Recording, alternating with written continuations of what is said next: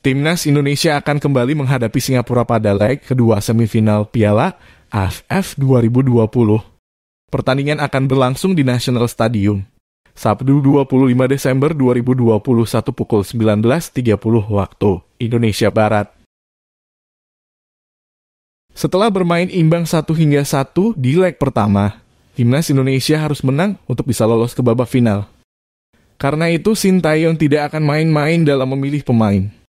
Namun pelatih asal Korea Selatan itu mendapat tambahan amunisi di leg kedua babak semifinal.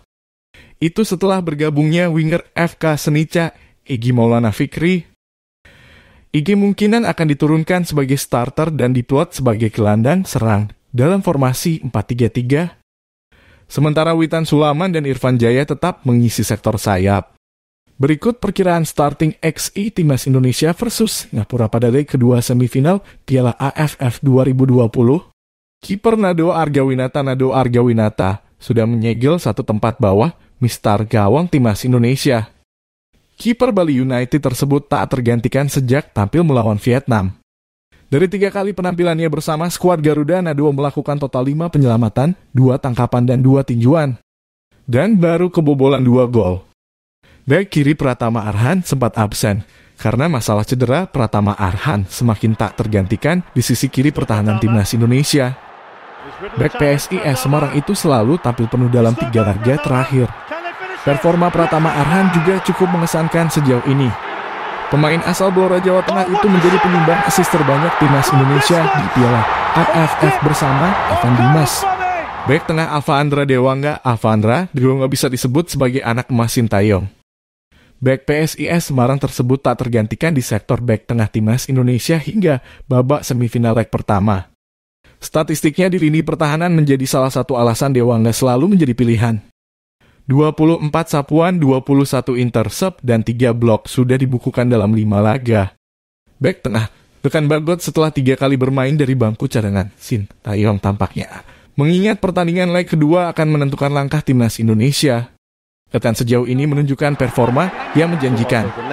Tampil selama 135 menit, back Ipswich tahun tersebut sudah mencatatkan 3 sapuan, 1 blok dan 2 intercept, serta menyumbang 1 gol melalui sundulan.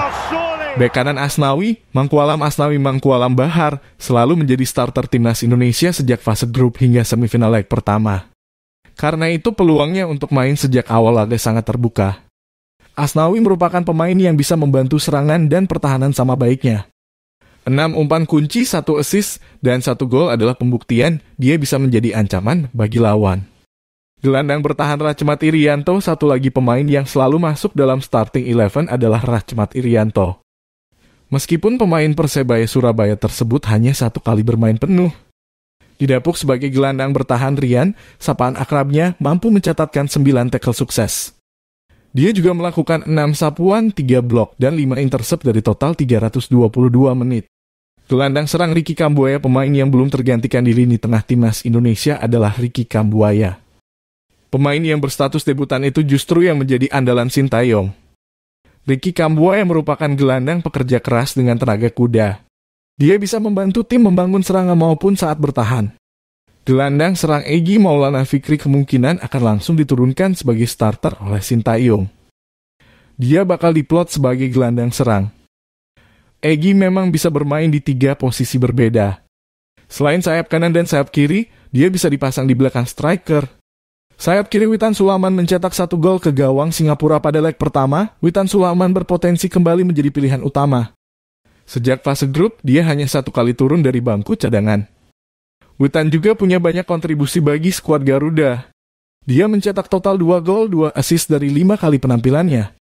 Sayap kanan Irfan Jaya kehadiran Egy Maulana Fikri nampaknya belum akan menggeser posisi Irfan jadi sektor sayap kanan. Kinerja winger asal Bantang tersebut cukup memuaskan.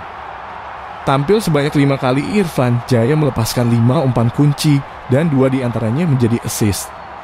Dia juga mencetak 3 gol dan membuatnya menjadi pemain paling produktif di Timnas Indonesia. Penyerang tersedia itu layak untuk mendapatkan kesempatan tampil sebagai starter. Mengingat kinerja 3 penyerang lain kurang memuaskan di leg pertama melawan Singapura. Kelebihan Kusediya Yudo dari penyerang lain, dia punya catatan 4 dribble sukses dari 76 menit penampilannya. dia bisa menjadi ancaman bagi Singapura.